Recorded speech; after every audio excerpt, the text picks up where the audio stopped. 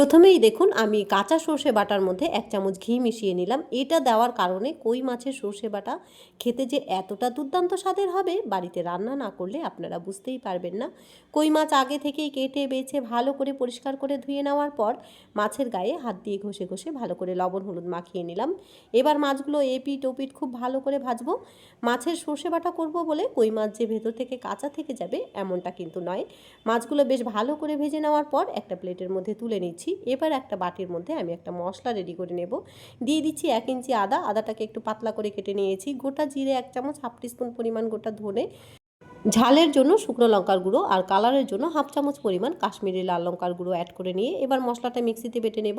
এবার ওই একই ফ্রাই প্যানের মধ্যে কালো জিরে আর একটা শুকনো লঙ্কা ফোড়ন দিয়ে দিচ্ছি একটা বড় সাইজের পেঁয়াজ বাটা। পেঁয়াজ বাটাটা কিন্তু ফোড়নের সাথে বেশ লাল লাল করে ভেজে নিতে হবে। ভাজার সময় স্বাদ মতো লবণ, একটু হলুদ গুঁড়ো দিয়ে নিয়েছি।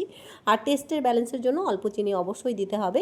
এবার গ্রেভির জন্য 1 গ্লাস পরিমাণ জল দিয়ে ঝোলটাকে বেশ ভালো করে ফুটিয়ে নিলাম। নামানোর আগে প্রথমেই যে সিক্রেট মশলাটা আমি দেখিয়েছিলাম সেটা এখন দিয়ে নেব। কাঁচা সর্ষে বাটার মধ্যে 1 চামচ পরিমাণ ঘি মিশিয়ে নিয়েছি। সেই মশলাটাই দিয়ে নেওয়ার পর একটুখানি ফুটিয়ে নামিয়ে নিলেই কই মাছের সর্ষে বাটা আমাদের একদম রেডি।